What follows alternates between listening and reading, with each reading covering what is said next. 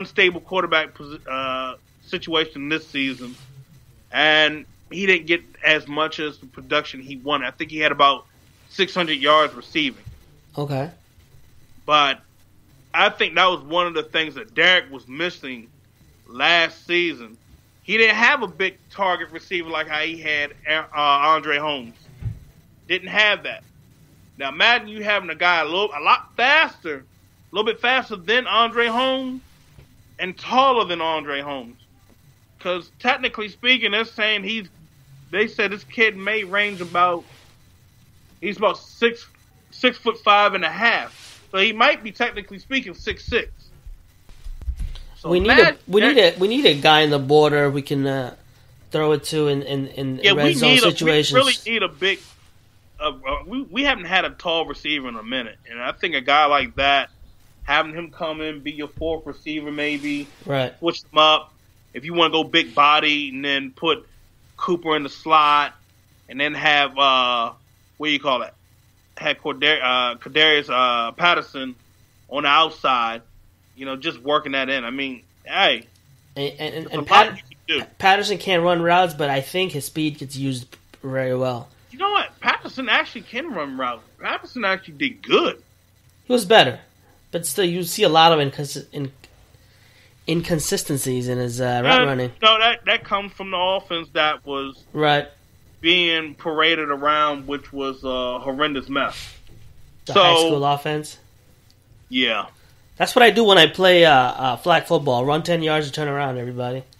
So the next guy I look at how much a defensive lineman can create pressure inside, and you got to remember that. If he can't create pressure inside, do you really want him? No. Exactly. And I think that was one of the things that we struggled with earlier in the season until, you had, what do you call it? You had Pagano take over. So I went and drafted Deidre Sinat out of the 6th round from out of South Florida.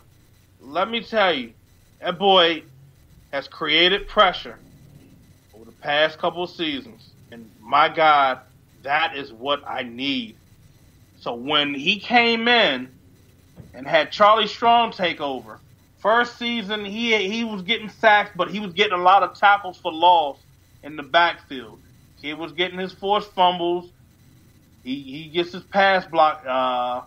He gets his swats. So I like that from out of a D lineman. But you know what he did this season? What did he do? He had 35 solo tackles. He played 11 games. He missed one game. He totaled about 66 tackles this season. 10 and a half tackles for a loss. 6 sacks. 6 sacks, my friend. A lot of players are going under the radar this year, just because. I want him.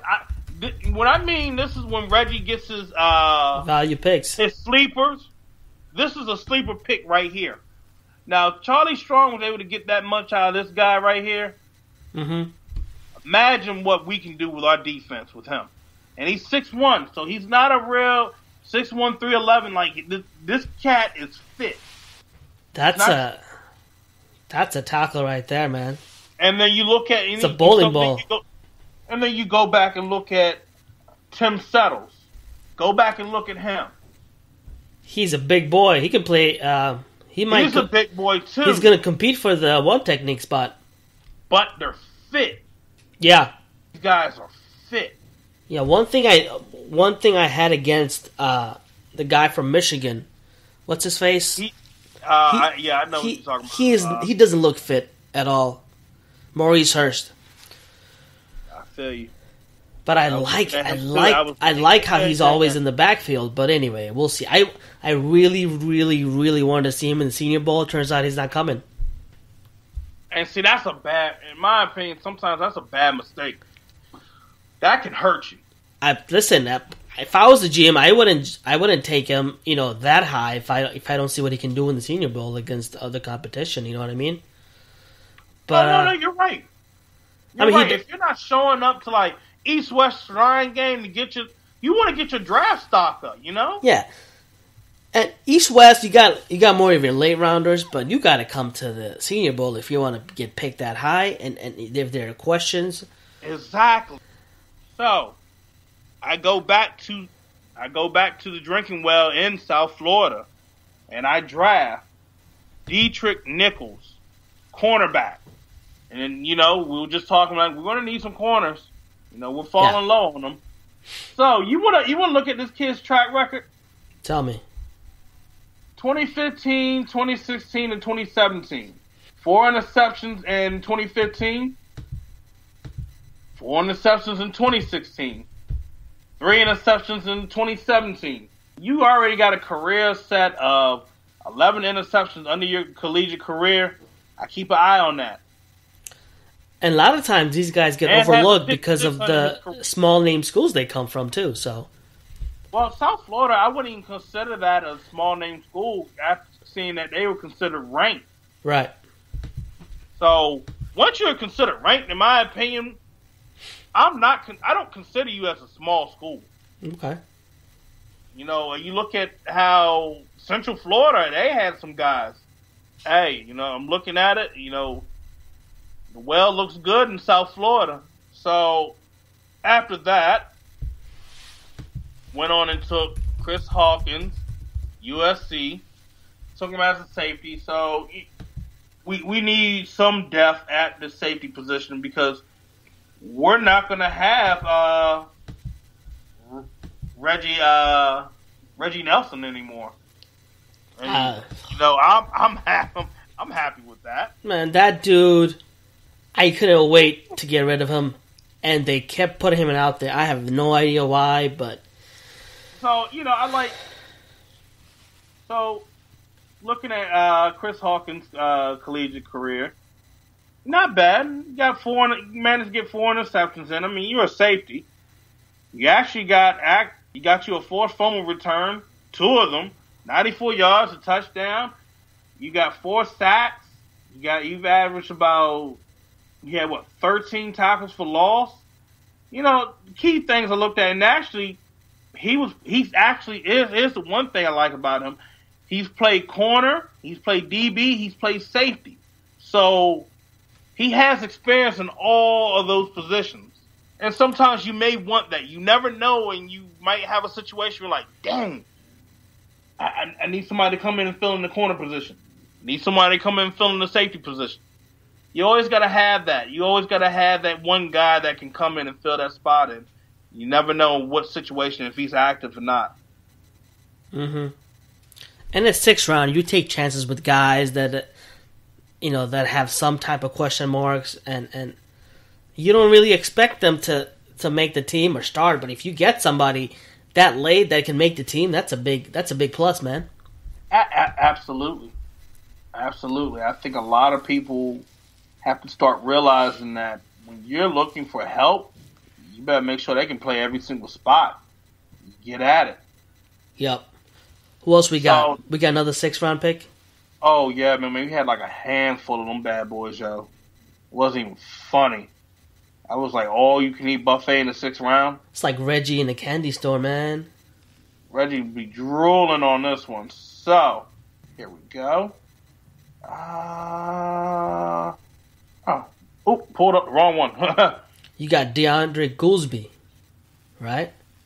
Oh, no.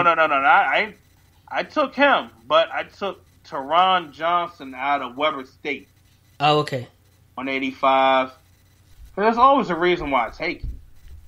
Always a reason, my friend. Mm-hmm. This man, he had about, 3, 4 interceptions. Did against Idaho State, Cal Poly. I mean, you got to look, Weber State, I think they are division. They just moved, they just moved into Division 1. They were Division 2 at first. Okay. So he's got a couple of interceptions under his background. This is when you take chances. Yep, and then, I grab 6th round, I take DeAndre Goolsby, tight end. I looked at his situation. He actually had a good situation when he was Luke Del Rio's go-to guy, but, going back and forth with different quarterbacks this season. He was in a tough situation, so I figure he's a guy you can kind of grab, a little receiving tight end, but also is a good blocker. And then I take in the 7th round KJ Malone, guard from LSU. Kid played tackle for both sides. He's played guard for both sides. The kid, he also can play center. But guess whose son that is? Wait, what was his name again? KJ Malone. It's not Karl Malone's son, is he? Yes, it is, my friend. Aha. Playing football, huh? Yeah. Hey, he's a big kid. The mailman's going to be a Raider fan now. Hey, we are Lakers fans, so you already know that works out. One more I'm going to run through real quick, and this is the main one a lot of people have seen. First round, Raiders take, and this is 1.5. Raiders take Roquan Smith. Like I told you guys before, the kid can play inside and outside. This guy's a playmaker right away. Second round, I take Marcus Davenport, 6'7", edge rusher. I like he had him. about 4.5 sacks. Guy is something that we can use on the opposite side of Khalil Mack. He can probably draw the double team. With this height, he can get his hands up, swat the ball down. He can be a pressure. He can be a force to be reckoned with inside and outside. Third round, I take Nick Chubb. We already know what Nick Chubb can do. Kid is a workhorse. Kid can run and ground and pound the ball. He can also receive. You saw what he did in Georgia, averaged about, 1,400 yards last season. And he looks to his full potential from after he had the ACL injury. Fourth round, I grabbed B.J. Hill, another guy that can accumulate sacks in the middle, had about 4 sacks, creates pressure. You know, he was there with Bradley Chubb, so we're going to get the best out of that D-line. Then going to 6th round, I still get Aquarius St. Brown. Yep. Another 6th round pick. I grabbed Tony Brown from off of that Alabama defense. Kid got about 3 interceptions, and he's under Derek Ainsley. Goes back with his former DB coach. That would be great for him. I also get Deidre Senat again. Offensive tackle, I grabbed Joseph Notebook. Kid has good feet. Kid can play the right tackle spot if we end up letting go of Marshall Newhouse. I also grabbed Braxton Berrios. We need a punt returner. That might be our guy. This kid has already got 3 touchdowns on special teams. Actually had receiving yards for 655 yards and 9 touchdowns. I grabbed Trey Matthews. Kid had about a couple sacks, 3 interceptions. You know, just throw him as a deaf guy. And then Darius Phillips from Western Michigan. Kid has a total of 9 interceptions in his collegiate career. That's a good draft, man. Which one do you like better, first or second? You know I like my first one, straight up, because right away we get another edge rusher. We're able to still get another guy in the middle that can create pressure and speed, and his body frame and what his skills and technique fit what Paul Gunther's looking for. What I really like also is Lorenzo Carter playing Sam linebacker. Yeah, and then he can come down, put his hands in the dirt too. Yeah, man. We might not need that, but him playing, that'd be nice. That'd be nice. So overall, we're looking at something good. Hopefully, Raiders front office is listening to this. I don't care if they take it. I'll be happy. But this is only 1.0 and 1.5, so we got a lot to look at. A lot of draft stock is going to be rising when we have the East-West Shrine game and the Senior Bowl and the Combine. So that's pretty much it right there, my friend. Raider Nation, hit us up on Twitter at Raider Lounge Pod. My personal Twitter, JB Jubair22. Throw me your Twitter handle, Phil. Hey, you guys can find me at Phil Jones on Twitter, RaiderMan09. All right, man. Next week, let's do a big board. we'll do our first Raiders big board for round 1 and 2.